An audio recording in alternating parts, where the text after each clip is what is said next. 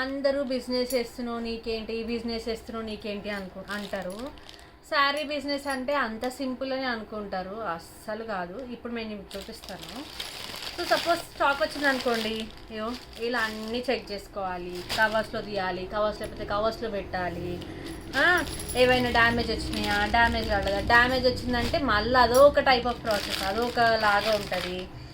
Business అంటే job అయినా పొద్దునెళ్ళి వచ్చేస్తారేమో, కానీ బిజినెస్ ఎట్లా అంటే అస్సలు ఒడవని పంచాయితీ అనమాట. ఎందుకంటే ఇందులో చేస్తున్నా కొద్దీ చేస్తారు. ఒక కస్టమర్ వస్తుందా, ఒక్కసారి కాదు 10 చీరలు తీస్తుంది, అందు నుంచి ఒక్కటి సారీ. మనం వాళ్ళని ఏమనలేం, బికాస్ కస్టమర్ దేవుడితో సమానం. అండ్ ఇంకోటి ఏంటంటే వాళ్ళకి ఎట్లాంటి రిక్వైర్మెంట్స్ కావాలో మనకు తెలియదు, వాళ్ళ దగ్గర ఏ శారీస్ ఉన్నాయో మనకు తెలియదు. సో వాళ్ళు ఎట్లా అంటే మనం అట్లా అనాలి. సో అందరూ అంటారు నీది సెల్ఫ్ ఎంప్లాయ్మెంట్ ఈస్ బాగుంటుంది, ఒక అండర్లో వర్క్ చేయడం అంతే, తప్పితే చాలా బాగుంటుంది సెల్ఫ్ ఎంప్లాయ్మెంట్. కానీ సెల్ఫ్ ఎంప్లాయ్మెంట్లో సెల్ఫ్గా అన్నీ మనమే చేసుకోవాలి. హెడ్ మాస్టర్ మనమే, స్టూడెంట్ మనమే, టీచర్ మనమే, ఆయా మనమే, అన్నీ మనమే అనమాట.